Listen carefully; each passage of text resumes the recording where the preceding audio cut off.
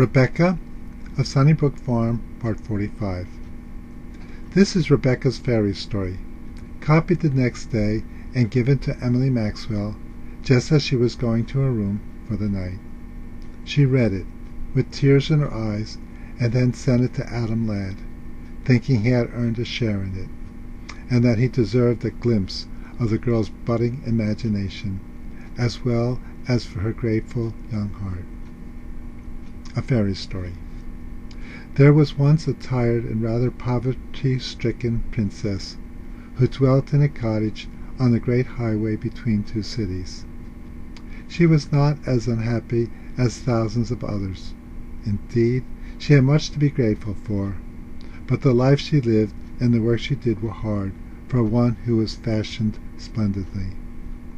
Now the cottage stood by the edge of a great forest, where the wind was always singing in the branches, and the sunshine was filtering through the leaves.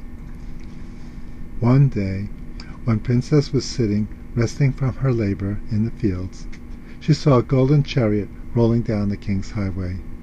In it was a person who could be somebody's fairy godmother.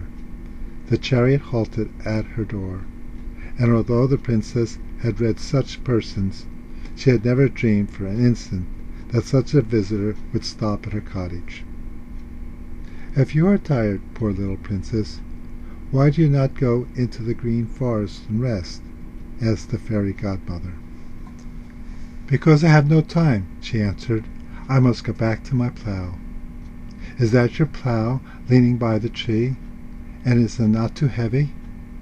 "It is heavy," answered the princess, "but I love to turn the hard earth and know that I am making good soil so that my seeds may grow.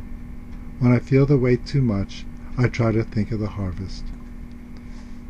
The golden chariot passed on, and the two talked no more together that day. Nevertheless, the king's messengers were busy, for one whispered into the ear of the fairy godmother, and another into the ear of the princess, though so faintly that neither of them realized that the king had spoken.